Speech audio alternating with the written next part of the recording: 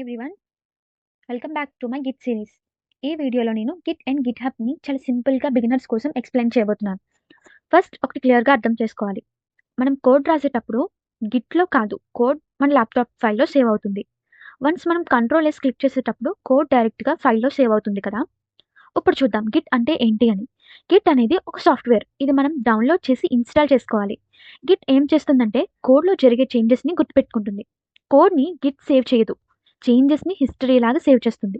ఒక ఎగ్జాంపుల్ చెప్పాలంటే, నేను కోడ్ చేంజ్ చేశాను అనుకోండి, అప్పుడు నేను గిట్కి చెప్తాను ఈ చేంజ్ ఇంపార్టెంట్ అని. అప్పుడు నేను ఒక కమాండ్ ఇస్తాను, గిట్ యాడ్, తర్వాత గిట్ కమాండ్ చేస్తాను. ఇప్పుడు ఆ చేంజ్ గిట్ హిస్టరీలో సేవ్ చేస్తుంది. అంటే ఈ ప్రాసెస్ నాకు జరగాలి అని అంటే గిట్ అనే ఒక సాఫ్ట్వేర్ని నా ల్యాప్టాప్లో ఇన్స్టాల్ చేసుకుంటే నా ఇండివిజువల్ కోడ్లో వచ్చే చేంజెస్ వెర్షన్స్ అన్నీ కూడా నేను సేవ్ చేసుకొని ట్రాక్ చేసుకోవచ్చు. మరి గిట్ హబ్ అంటే ఏంటి అని అంటే, గిట్ హబ్ అనేది ఒక వెబ్సైట్, ఆన్లైన్ వెబ్సైట్. మన క్రెడెన్షియల్స్ బట్టి మనం అది ఓపెన్ చేసుకుంటాం వెబ్సైట్ని. ఇది ఆన్లైన్లో కోడ్ స్టోర్ చేయడానికి. ల్యాప్టాప్ పోయినా, ఒకవేళ మన ల్యాప్టాప్ క్రాష్ అయిపోయినా గిట్ హబ్లో కోడ్ సేఫ్గా ఉంటుంది. అంటే ఇప్పుడు గ్రూప్ ఆఫ్ పీపుల్ ఒక ప్రాజెక్ట్ మీద వర్క్ చేసి వాళ్ళ యొక్క కోడ్ని షేర్ చేసుకోవాలనుకుంటున్నారు అని అంటే గిట్ హబ్ ఆన్లైన్ ప్లాట్ఫామ్లోనే వాళ్ళ కోడ్ చేంజ్ చేసుకోవడం లేదా యూజ్ చేసుకోవడం చేస్తారు. గిట్ లేకుండా గిట్ హబ్లో పెట్టడం అవ్వదు.